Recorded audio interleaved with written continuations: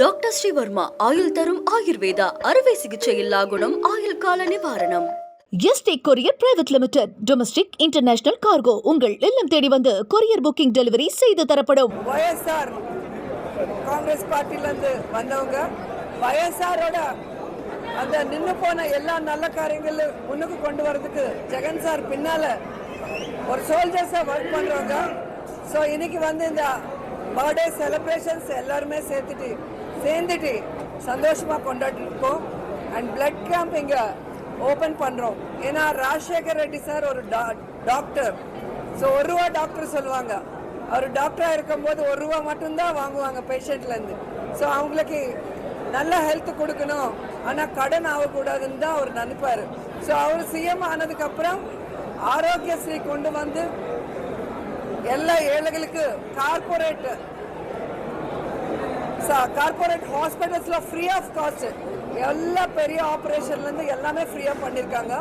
அதனால அவரோட பர்த்டே செலிப்ரேஷன்ஸில் நாங்கள் எல்லாம் பிளட் பேங்க் வச்சுட்டு பிளட் கேம்ப் வச்சுட்டு பிளட் டொனேட் பண்ணுறோம். ஏன்னா ஒருத்தர் பிளட் வந்து ஒரு உயிர் காப்பாற்றும். ஸோ ஆஸ் எ டாக்டராக அவர் எல்லாம் எத்தனை உயிர் காப்பாற்றிருக்காங்க, அவருக்காக நாங்கள் எனக்கு பிளட் டொனேட் பண்ண போகிறோம். அண்ட் அவர் வந்து விமென்காக நிறைய பண்ணியிருக்காங்க, ஃபார்மர்ஸ்க்காக நிறைய பண்ணியிருக்காங்க, ஸ்டூடெண்ட்ஸ்க்காக நிறைய பண்ணியிருக்காங்க. இது மாதிரி சொல்லிக்கிட்டே போனால் ஸ்டேட்டில் இருக்கிற எல்லாருக்குமே நல்லது பண்ணதுனால தான் 16 வருஷமாவது அவர் இறந்துட்டு. ஆனாலும் இன்னைக்கு எல்லாருமே அவரை கடவுளை இங்கே நினச்சிட்டு இருக்கோம். ஸோ அவர் மாதிரி ஒரு நல்ல மனிதர், நல்ல லீடர் இந்த ஸ்டேட்டில் ஆஃப்டர் இண்டிபெண்டன்ஸ் வந்து யாருமே இல்லை. ஃபர்ஸ்ட் YSR, அதுக்கப்புறம் இப்போ ஜெகன்மோகன் ரெட்டி சார். ஸோ எப்பவுமே ஏழைகளுக்கு நல்லது செய்யணுங்கிறது தான் அவங்களோட நினைப்பு. அதுக்காக தான் அவங்க உயிரோட இருக்கிற வரைக்கும் YSR வேலை செஞ்சுட்டே இருந்தார். ஸோ அவரோட நினைவுகளில் நாங்கள் எல்லாம் இப்போ முன்னுக்கு போகிறோம், ஜனங்களுக்கு நல்லது செய்கிறோம். ஸோ ஜெகன் சார் 5 இயர்ஸ் அவங்க அப்பா மாதிரியே ஜனங்களுக்காக எவ்வளோ நல்லது செஞ்சுருக்காங்க. ஆனால் நீங்கள் பார்த்துருக்கீங்க, ஒரு டிராமா ஆர்டிஸ்ட் பவன் கல்யாண், அப்புறம் ஒரு பொய்யான பேச்சு பேசிட்டே சிஎம்மா இன்னைக்கு இருக்கிற EVM பாபுன்னு சொல்லுவோம் நாங்க. ஏன்னா இந்தியாவில் எந்த ஸ்டேட்ல எலெக்ஷன் ஆனாலும் 6 மாசம் EVMs அப்படியே இருக்கணும். இதுதான் எப்பவுமே நடக்கிறது. ஆனா இந்த ஏபியில் மட்டும் எலெக்ஷன்ஸ் ஆன 10 நாளே ஒரு ஜீவோ கொடுத்துட்டு எல்லா EVM டெஸ்ட்ராய் பண்ணிருக்காங்கன்னா அவங்க EVM எப்படி மேனிப்புலேட் பண்ணி இன்னைக்கு அவங்க ஜெயிச்சாங்களோ நீங்க பார்க்கணும். ஏன்னா உங்க எல்லாருக்கும் தெரியும், எல்லாம் கம்ப்யூட்டரைஸ்டு. கம்ப்யூட்டர்ல நீங்க ஓட்டு போட்டனுக்கு ஏபியில் எத்தனை ஓட்டு வந்திருக்கு, எனக்கு எவ்வளவு போல் ஆயிருக்குன்னு ஒரு டிஜிட்டல் நம்பர் இருக்கும் இல்லையா, நீங்க கவுண்ட் பண்ணும்போது கூட அதே நம்பர் இருக்கணும். ஆனா ஓட்டு போடுறதுக்கு இருக்கிற நம்பரோட கவுண்டிங்க்கு 45 லட்சம் ஓட்டு எக்ஸ்ட்ரா இருக்கு. அதை பத்தி கோர்ட்ல நாங்க கேஸ் போட்டா EVMs இல்ல, ஏன்னா ஜீவா கொடுத்து டெஸ்ட்ராய் பண்ணதுனால ஒன்றும் பண்ண முடியாதுங்கிற போது நீங்க தெரிஞ்சுக்கணும், இவங்க EVM கவர்மெண்ட் தான் ஆந்திர பிரதேஷ்ல இருக்கு. அந்த EVM வச்சுதான் அவங்க வந்திருக்காங்க. அதனாலதான் அவங்க ஜனங்கள அபிமானம் இல்லை. ஜனங்களுக்கு சொன்ன எந்த பேச்சு இன்னைக்கு செய்யணும்னா ஒரு இதுவே இல்லை. அவர் மேனிஃபெஸ்டோல சொன்னது செய்ய மாட்டேங்கிறாங்க. சூப்பர் 6 சொல்லி எல்லாரையும் ஏமாத்தி இன்னைக்கு ஆட்சிக்கு வந்ததுக்கு அப்புறம் அந்த சூப்பர் 6 கூட பண்ணலாம். ஸோ ஏபியில் நீங்க பார்த்துருக்கீங்க, ஜூன் 4 வெண்ணு போட்டு தினம். வெண்ணு போட்டுன்னா உங்களுக்கு தெரியும் இல்லையா, கட்டப்பா குத்துனாரே பாகுபலி, அதுதான். அது சந்திரபாபு நாயுடுக்கு பேட்டன்ட் ரைட். முதல் பொண்ணு கொடுத்தா மாமனாருக்கு பேக் ஸ்டாம்ப் பண்ணார் NTRக்கு. அதுக்கப்புறம் ஓட்டு போட்ட ஜனங்களுக்கு பண்ணிருக்காங்க. ஸோ இதுதான் இவரோட வேலை. எப்பவுமே மேனிஃபெஸ்டோல சொன்னது செய்ய மாட்டாங்க. ஆட்சி வர்றதுக்கு பொய் மட்டும் சொல்லுவாங்க. பொய்யான வழி என்ன எத்தனை இருக்கோ அதெல்லாம் பார்ப்பாங்க. ஸோ இன்னைக்கு ஸ்டேட் ஃபுல்லா ஜெகன்மோகன் ரெட்டி பின்னால இருக்காங்க. ஏன்னா தெரியாம அவங்கள நம்பின எல்லாருமே இன்னைக்கு தப்பு செஞ்சோம், ஜெகன் வந்தாதான் இந்த ஸ்டேட் நல்லா இருக்கும், ஏழைகள் லைஃப் நல்லா இருக்கும்னு சொல்லி நீங்களே பார்த்துட்டு இருக்கீங்க. ஏபியில் ஜெகன் சார் எங்கே வந்தாலும் ஜனங்க எப்படி வராங்க. ஸோ நாளைக்கு சித்தூர்ல மேங்கோ ஃபார்மர்ஸ்க்காக வர போறாங்க. ஏன்னா சொந்த ஜில்லா சந்திரபாபு நாயுடோட ஓன் டிஸ்ட்ரிக்ட் சித்தூர். அதுல வந்து மாங்காய் மேங்கோ ஃபார்மர்ஸ்க்கு வந்து ரொம்ப கஷ்டங்க. அவங்க எல்லாமே அந்த மேங்கோ ரோட்டு மேலே போயிட்டு போகிறாங்க. ஏன்னா அவங்களுக்கு பர்மிட்ஸ் கொடுக்க மாட்டேங்கிறாங்க. 2 ரூபா கொடுத்தா 1 கிலோ எங்கே இதோ. ஸோ அதுக்கான எதுவுமே பவன் கல்யாண் எடுக்க மாட்டாங்க, சந்திரபாபு நாயுடு எடுக்க மாட்டாங்க. ஆனால் எலெக்ஷன் முன்னாடி ரொம்ப பேசுனாங்க. இன்னைக்கு நீங்கள் பார்த்தீங்கன்னா ஷூட்டிங் பண்ணிட்டு ஷூட்டிங் பிஸியில் இருக்காங்க பவன் கல்யாண். எப்போ ஆடி அமாவாசைக்கு ஒரு வாட்டி வராங்க ஆந்திரா. ஆனால் புதுசாக பார்த்தா தமிழ்நாட்டில் வந்து ஒரு கிரீன் வேஷ்டி கட்டினார். அங்கே பார்த்தா ஒரு ரெட் கலர் போட்டுட்டு வருவார், சனாதன யோதுன்னு சொல்லுவாங்க. திருமலையில் இன்னைக்கு பார்த்தா எவ்வளோ பசு இறந்துருக்கு நீங்கள் பார்த்தீங்க. திருமலை கோசாலையில் பசுங்கிறதே நமக்கு கடவுள் மாதிரி. அங்கே வரமாட்டார். ஏன்னா வந்தால் கவர்மெண்ட் அவங்களுக்கு கெட்ட பேர் வரும். ஸ்ரீகூர்மம்ல டாட்டாயிஸ், அது வந்து மகாவிஷ்ணு மாதிரி கூர்மம், அது இறந்தாலும் வரமாட்டாங்க. டெம்பிள்ஸ் எல்லாம் 10 கீட்டி எரியுது, வரமாட்டாங்க. சந்திரபாபு நாயுடுக்கு ஒரு கஷ்டம்னா டைவர்ஷன் பாலிடிக்ஸ் பண்றதுக்கு வருவார். இப்போ திடீர்னு தமிழ்நாட்டில் வந்து நான் இங்கே பிறந்தேன், இங்கே வளர்ந்தேன்,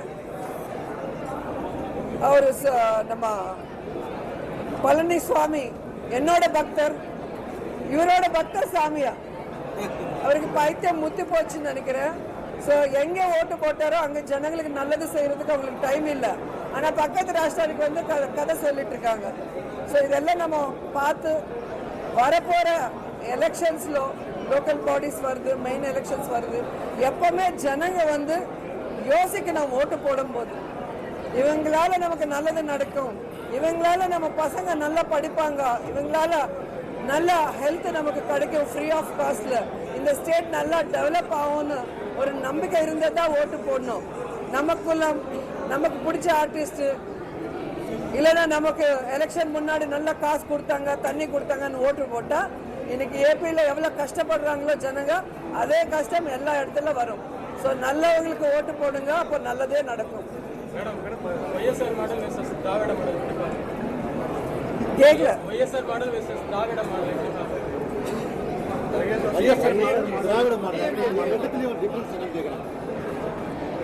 தமிழ்நாடு பாலிடிக்ஸ் கேக்குறீங்களா? நான் Andhra X minister MLA, Andhra பத்தி கேளுங்க. பவன் கல்யாண் வந்து தமிழ்நாட்டுக்கு ஆன்மீக சுற்று பண்ணுவாரு. இங்க வந்து பல்வேறு சர்ச்சை வகையில் பேசிட்டு போறாரு. ஆன்மீக எதிரான அதான் நான் சொல்லிட்டு இருக்கேன். இப்போ ஆந்திரால வந்து பசு இறந்தாலும் திருமலால வர மாட்டேங்கிறாங்க. திருமலால தண்ணி குடிச்சு மர்டர் நடந்தது, ட்ரக்ஸ் விற்கிறாங்க, எல்லாமே டிவியில வருது. ஆனா ஒரு ஆன்மீகம் பத்தி அவளை பேசுறவங்க அங்க வந்து பேசணும். தப்பு பண்ணவங்களை வந்து இவங்களை வந்து அரெஸ்ட் பண்ணணும். இவங்க பத்தி என்ன உண்மைகள் எல்லாம் வெளியே வர வைக்கணும்னு சொல்லி கேட்கணும். வரமாட்டார். ஷூட்டிங்ல ஹைதராபாத்ல ரிலாக்ஸா இருப்பார். சும்மா அங்கங்கே மீட்டிங் வச்சுட்டு இன்னைக்கு தமிழ்நாடு வந்தாரு, நாளைக்கு கர்நாடகா போவார். அவருக்கு வந்து டைம் பாஸ் பாலிடிக்ஸ் பண்றாரு. ஒரு சீரியஸ் பொலிட்டிஷியன் கிடையாது. ஏன்னா என்டிஆர் கூட ஒரு ஆர்டிஸ்ட் தான். ஆனா எப்படி ஒர்க் பண்ணிருக்காங்க நீங்க எல்லாம் பார்த்திருக்கீங்க. எம்ஜிஆர் சார் ஒரு ஆர்டிஸ்ட் தான், ஜெயலலிதா மேம் ஒரு ஆர்டிஸ்ட் தான். ஆனா முழுக்க அவங்க பாலிடிக்ஸ் வந்ததுக்கு அப்புறம் நேசிச்சா எல்லா தொண்டர்களுக்கும் எல்லா ஜனங்களுக்கும் நல்லது செய்யணும்னு நல்லதே நினைச்சு நல்லதே செஞ்சாங்க. அதனாலதான் இன்னைக்கு கூட நம்ம எம்ஜிஆர் பத்தி பேசுறோம், ஜெயலலிதா அம்மா பத்தி பேசுறோம், என்டிஆர் பத்தி பேசுறோம், சினிமால இருந்து வந்தவங்க. ஆனா இப்ப வரவங்க நீங்க பாக்குறீங்க டைம் பாஸ் பாலிடிக்ஸ் பண்றாங்க. சும்மா ஜனங்களை ஏமாத்துறதுக்கு அவங்களோட இருக்கிற கிரேஸை யூஸ் பண்ணிட்டு ஜனங்களை ஏமாத்திட்டு போயிட்டு இருக்காங்க. அது தப்புங்கிற. நீங்க நல்லது செய்யணும்னா ஃபுல் அண்ட் ஃபுல் பாலிடிக்ஸ்க்கு வாங்க, ஃபுல் டைம் ஜனங்களுக்கு கொடுங்க, ஜனங்க கஷ்டம் என்னன்னு தெரிஞ்சுக்கோங்க. அது நீக்கிறதுக்கு நீங்க என்ன செய்ய போறீங்க, அதுக்கு ஒரு நல்ல திட்டங்கள் கொண்டு வாங்க. இது வந்து டிவிகே விஜய்க்கும் நானும் ஆர்டிஸ்ட் தான்ப்பா, யாரா இருந்தாலும் ஒண்ணுதான். நான் நிறைய மீட்டிங்ல சொன்னேன், பாலிடிக்ஸ்க்கு யார் வேணாலும் வரலாம், ஆனா வரும்போது நல்ல எண்ணத்தோட வாங்க. ஏன்னா ஆந்திரால சிரஞ்சீவி சார் வந்ததுக்கு அப்புறம் திடீர்னு அந்த பார்ட்டி எடுத்து போய் காங்கிரஸ்ல மெர்ஜ் பண்ணிட்டு போயிட்டாங்க. அவங்கள நம்பி வந்தவங்க ரோட்ல நிக்கிறாங்க இல்லையா, உங்களுக்கு என்ன ரைட் இருக்கு உங்க பின்னால வரவங்கள நீங்க ரோட்ல நிக்க வைக்கிறதுக்கு? அதே மாதிரி பவன் கல்யாண் பார்ட்டி வச்சாங்க, எலெக்ஷனே போல 2014. ஒரு நாள் தெலுங்கு தேசம் ஜெண்டா தூக்க சொல்லுவாங்க, ஒரு நாள் பிஜேபி ஜெண்டா தூக்க சொல்லுவாங்க, ஒரு நாள் மாயாவதி மேடம் கூட எலெக்ஷனுக்கு வந்தாங்க 2009. அவங்க கொடி தூக்க சொல்றாங்க. அவங்க தொண்டர்கள் வந்து கூலி கிடையாது இல்லையா, இவர் சொல்ற பார்ட்டி ஜெண்டா தூக்குறதுக்கு மட்டும் கிடையாது இல்லையா, அதுக்கு ஒரு எஜெண்டா இருக்கணும் இல்லையா. ஸோ அந்த மாதிரி செய்யாதீங்க.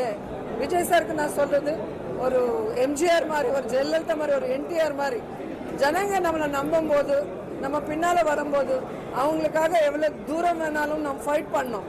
திடீர்னு நடுவில் போகக்கூடாது, அவங்கள ரோட்ல விட்டுட்டு போகக்கூடாதுன்னு நான் சொல்றேன். Thank you so much. 5 வருஷம் ஜெகன்மோகன் ரெட்டி ஆட்சி நடத்தினாரு. ஆந்திரா விட்டு எங்கேயுமே போகல. அங்க இருந்து அங்க இருக்கிற மக்களுக்காக உழைச்சாரு.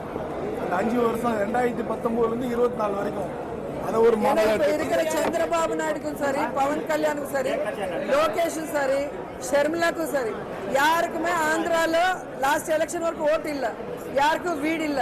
எல்லாம் ஹைதராபாத்ல இருந்து மண்டே மார்னிங் வருவாங்க, ஃப்ரைடே போயிடுவாங்க. அப்படி போனதுனால தான் விஜயவாடா பாதி விஜயவாடா முழுங்கி போயிடுச்சு பாத்தீங்களா ரெயின்ஸ்ல. ஸோ யாருமே எதுவும் ஜனங்களை பத்தி யோசனை பண்ண மாட்டேங்கிறாங்க, டைம் பாஸ் பாலிடிக்ஸ் பண்றாங்க. அது கரெக்ட் இல்ல. ராஜசேகர் ரெட்டி மாதிரி, ஜெகன்மோகன் ரெட்டி மாதிரி அந்த ஸ்டேட்ல தான் இருக்கணும். ஏன்னா அவங்க அவங்களுக்கு ஓட்டு போடும் போது அவங்களுக்கு ஒரு நல்லது கெட்டதுன்னா நீங்க அங்க இருக்கணும். அவங்க கூப்பிட்டா ஓடி அவங்க கிட்ட போயிட்டு அவங்க கூட நிக்கிற மாதிரி நீங்க அந்த தூரத்துல இருக்கணும். அந்த மக்களுக்காக உழைக்கணும்ன்றாங்க. அந்த மக்கள் ஓட்டு போட்டிருக்காங்கல்ல ஆந்திரா மக்கள், அந்த மக்களுக்காக உழைக்கணும்னு மேடம் சொல்றாங்க. அடுத்த வருஷம் தமிழ்நாட்டில் எலெக்ஷன் வரப்போகுது, சட்டமன்ற எலெக்ஷன் வந்து எல்லா துறையும் சார்ந்தவங்க பயன்படுத்துறாங்க. பட் ஆனால் சினிமா ஃபீல்டில் பயன்படுத்த ஃபோக்கஸ்டாக பார்க்குறாங்களா? சினிமாக்கு அதுதான் கஷ்டம். ஏன்னா ஆர்டிஸ்ட்னா ரீச் நிறைய இருக்கும் இல்லையா, நீங்க டிஆர்பின்னு சொல்லுவாங்க. ஸோ நார்மல் ஆள் பத்தி எது சொன்னாலும் யாரும் கேட்க போறது கிடையாது. ஆனா ஒரு சினிமா ஆர்டிஸ்ட் இல்ல அவங்க குடும்பத்துக்கு சேர்ந்தவங்களை பத்தி ஒரு இஷ்யூனா உடனே அதுக்கு ஒரு பப்ளிசிட்டி இருக்கும். அதனால பாவம் அவங்க தான் மாட்டிக்கிறாங்க. அவங்க செய்யற நல்ல காரியங்கள் யாரும் போட மாட்டாங்க டிவியில. ஆனா ஒரு சின்ன தப்பு நடந்தாலும் அது பெருசா ஃபோக்கஸ் பண்ணி அவங்க வாழ்க்கையில அந்த ஃபேமிலி வெளியே வர முடியாத அளவுக்கு பண்றாங்க. அது ரொம்ப தப்பு. மேம் 2026 எலெக்ஷன் வரப்போது, பவன் கல்யாண் என்டிஏல தமிழ்நாட்டில் போட்டியிடலாம், பிரச்சாரம் செய்யலாங்கிற ஒரு முடிவில் இருக்கிறதா தெரிவிக்கிறாங்க. ஒய்எஸ்ஆருக்கு எதுவும் வாய்ப்பு இருக்கா 2026 தேர்தலில் போறதுக்கா? இந்தியா போட்டியிடுறதுக்கோ இல்லை கூட்டணிக்கோ ஏதாவது வாய்ப்பு இருக்கா? போட்டி பண்ணா அந்த இடத்துல நின்று ஜனங்களுக்கு நல்லது செய்யணும், அந்த மாதிரி இருக்கணும். சும்மா time pass politics Jaganmohan Reddy sir பண்ண மாட்டாங்க. ஸோ அது பண்றது வந்து time pass politics. Pawan Kalyan சும்மா சுத்திட்டு இருப்பாங்க. இப்போ ஒன்று டிப்யூட்டி சிஎம் ஆக்குனாங்க. சிஎம்க்கு அப்புறம் அவளை பொறுப்பான ஒரு வேலையில இருந்து எத்தனை மீட்டிங் வந்திருக்காங்க, கேபினெட் மீட்டிங், எத்தனை இஷ்யூஸ் மேல இவர் ஃபைட் பண்ணிருக்காங்க. இவருக்கு ஓட்டு போட்டா பிட்டாபுரம் கான்ஸ்டிட்யூன்சி ஜனங்களுக்கு எவ்வளவு நாள் டைம் கொடுத்துருக்காங்க, என்ன டெவலப்மெண்ட் பண்ணிருக்காங்க, எத்தனை வாட்டி கான்ஸ்டிட்யூன்சிக்கு போயிருக்காங்க பார்த்துக்கோங்க. டாக்டர் ஸ்ரீவர்மா ஆயுள் தரும் ஆயுர்வேதா அறுவை சிகிச்சை இல்லா குணம், ஆயுள் கால நிவாரணம். Yesterday courier private limited domestic international cargo உங்கள் இல்லம் தேடி வந்து கொரியர் புக்கிங் டெலிவரி செய்து தரப்படும். என்றும் உங்களுடன் மை இந்தியா. முக்கிய செய்திகளை உடனுக்குடன் தெரிந்து கொள்ள சப்ஸ்கிரைப் பண்ணுங்க, பெல் பட்டனை பிரஸ் பண்ணுங்க. என்றும் உங்களுடன் மை இந்தியா.